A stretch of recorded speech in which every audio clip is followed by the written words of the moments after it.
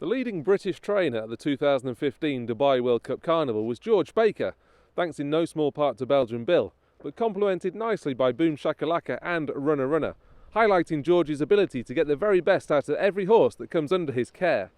He trains here at the historic Manton estate, and we've paid a visit to find out more about the man who didn't exactly take the most natural of paths into training racehorses.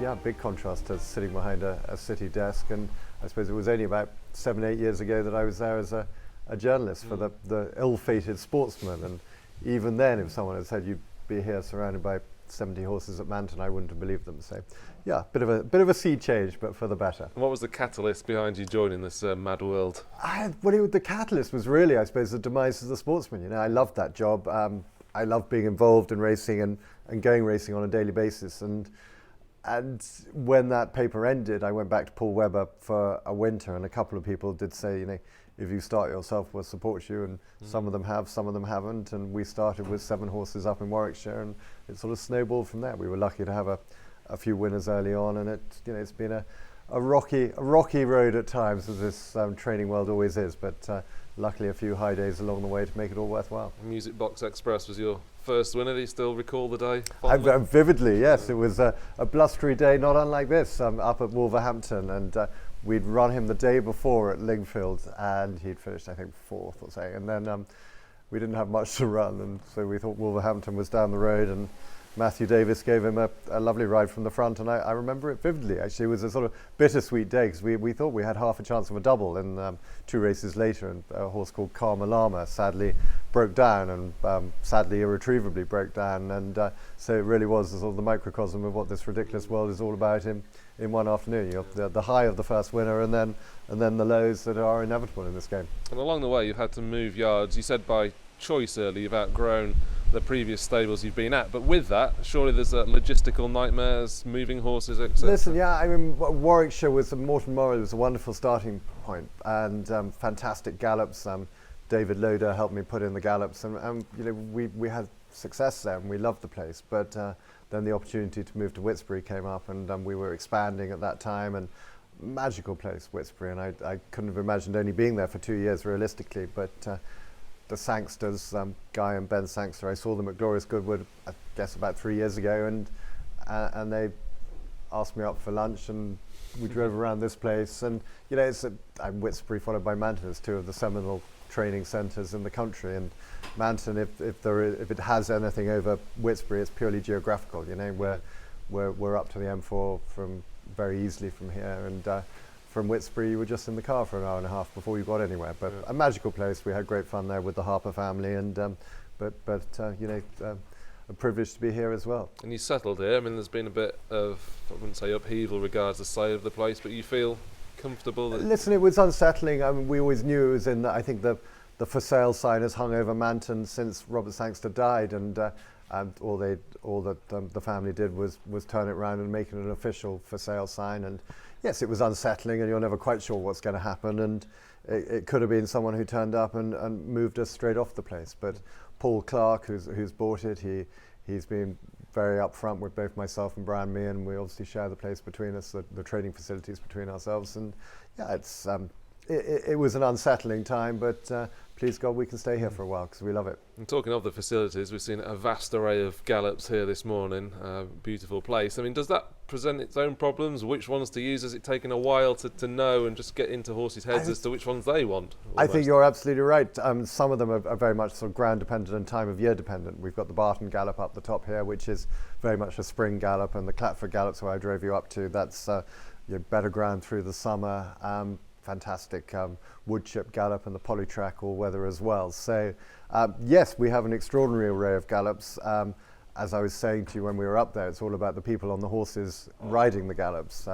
Richard Hughes, when we first moved here, it's made a very strong point of be very careful about these gallops. You can leave horses behind on them, and you saw them for yourself. They're wonderful, but they're quite stiff.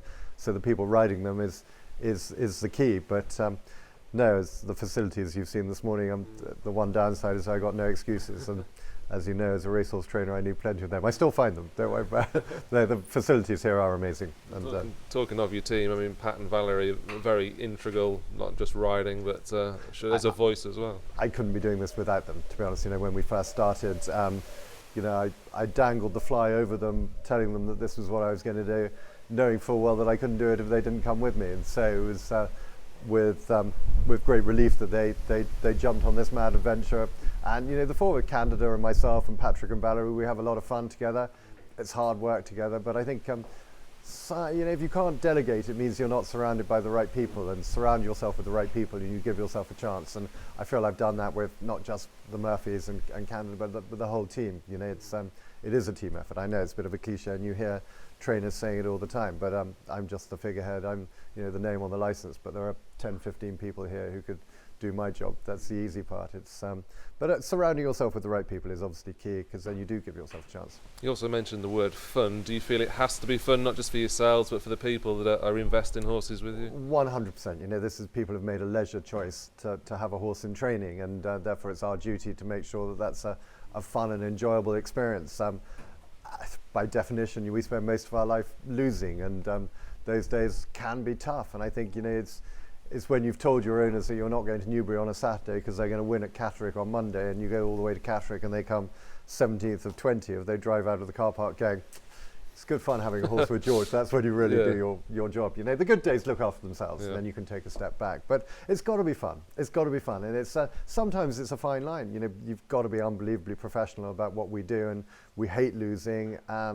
Everyone does, and you've got to try and work out how you can do better. But at the same time, you've got to make it fun for your owners, and it can be a fine balancing act, because you don't want to be seen to be just someone who's all about having fun, and hopefully that's not the perception. We do work incredibly hard behind the scenes, and but then when we're at the races with our owners, we try and make it really good fun for them. And the owners want the runners at the big meeting, and that kind of pointed you maybe a slight change in emphasis at the start of this year, shifting away from maybe 2-year-olds and we discussed this horses. when we were in Dubai together, you and I, and I think it's if you go to the horses in training sales and you're buying horses rated 90 plus, you've even got the Dubai option with them, but you've certainly got the big Saturday guarantee. And for a lot of people, yes, racing at Newbury on a Saturday is clearly more exciting than, with greatest respect to Southall on a Tuesday afternoon, And so yes, but you've got to, if you want to be training classic winners, which we want to be doing in the future, you've got to have the 2-year-olds coming through. But at the same time, if you have a hard core of horses rated above 90, you can guarantee going to the meetings like Goodwood and the Ascots and places, because that's really where we want to be and where the owners want to be. But as another cliche, it is hugely rewarding when the lesser lights have their day at Southall at 9 o'clock on a Tuesday evening. That's just as important to find the right opportunities for the horses. One ethos that certainly hasn't changed is have horse will travel, as is well spoken on your brilliant blog, I must admit. And the horse behind us, Boom Shakalaka, a recent example of that. Boom Shakalaka, he winning the Prix Jacques Le Bertrand at Vichy on Friday, but very much have horse will travel. We Dubai obviously, and great to see Belgian Bill win this year out there, and hopefully he'll be back. And he's been to Turkey. We've had runners in Spain. We had the first English winner in Ostend for God knows how many years with one of Sir Alex's a couple of years ago. And the Channel Islands is great fun for some of the lesser lights. You can go out there, be fantastically looked after, and for the owners, it's just for the lesser lights, it's a great day out. So yeah, we've I've got the program book sitting on the desk, and very closely beside it is the international racing calendar. Having seen all those international jurisdictions, where do you think England sort of lines up with all that? That's a fantastically difficult. That's a multi-level question as well. I think we have the issue of prize money here, and of course that's something that it won't change overnight. It was something that was set in stone back in the 60s for all the reasons that we know.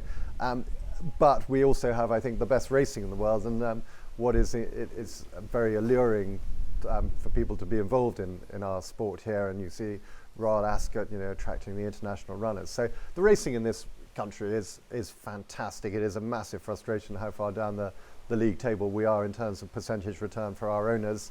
And yeah, you almost have to say to your owners who are coming into the game that it really has to be a hobby, and anything they make out of it really is a massive bonus. And I don't even factor the prize money into my business plan. It's in the bonus column, to be honest, and that is a big frustration. But that we have the wonderful diversity that the sport offers in this country, and the fantastic festival meetings through the season. And obviously you were leading British trainer in Dubai in 2015. Do you think you'll have a comparable team to go out this year, hopefully? I hope so, Stephen. I mean, the old stagers have done us so proud. You mentioned Boom Shakalaka, dear old Belgian Bill. Yeah, I mean, it would be lovely to take the likes of Harry Hurricane. He's a sprinter we think an awful lot of. He's rated 95 at the moment.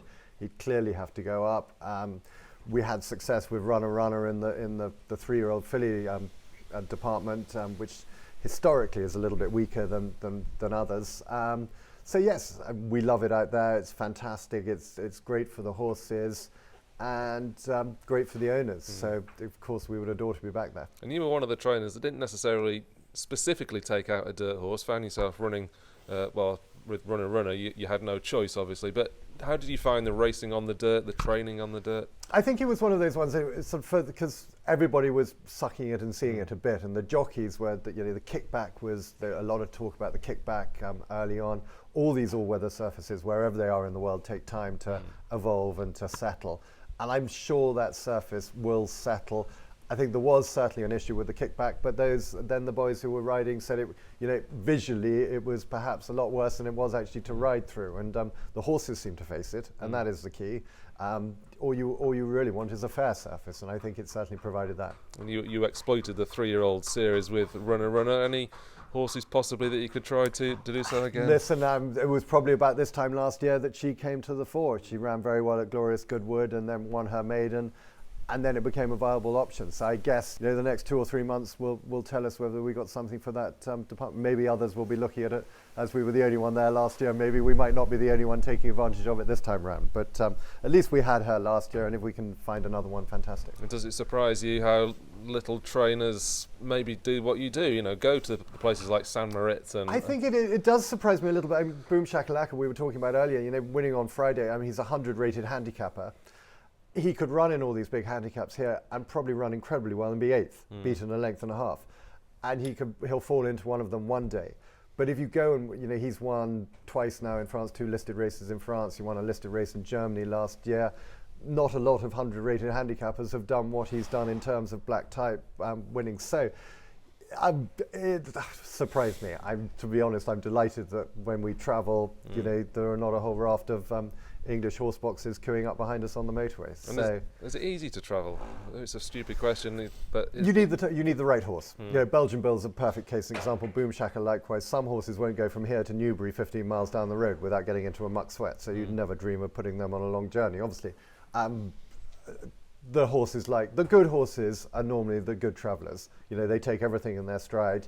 And yes, it's a massive part of travelling horses. You can only do it with the ones that are mentally and physically going to cope with it, because Vichy was a 2-day journey down there, stopping over halfway. But dear old Boom Shakalaka, who was probably on the horse box for a combined period of 16 hours or so, which is in theory not ideal to go and win a horse race, but he had a day before the race and won the race well. So the horses like him you can take around the world. Others you can't take down the road. No. And are you happy with how things are? You've got 60-odd horses. Where would you like to be, for example, in 5 years? I think 100 horses would be wonderful. You're never full. We've got a great number here. We've got some progressive young horses coming through. We've got the old stages. We've got a lovely mix of horses. I want to be champion trainer. That's what everybody wants to do. To be champion trainer, I probably do need to train 200 horses and bump into somebody who's going to send me 150. So, you've just got to keep on growing and expanding and competing, because it is incredibly tough. Sport is very tough. And to remain competitive, you've just got to keep on battling away and improving year on year on year. So, group winners, more horses, and then we'll be champion trainer. It's that simple.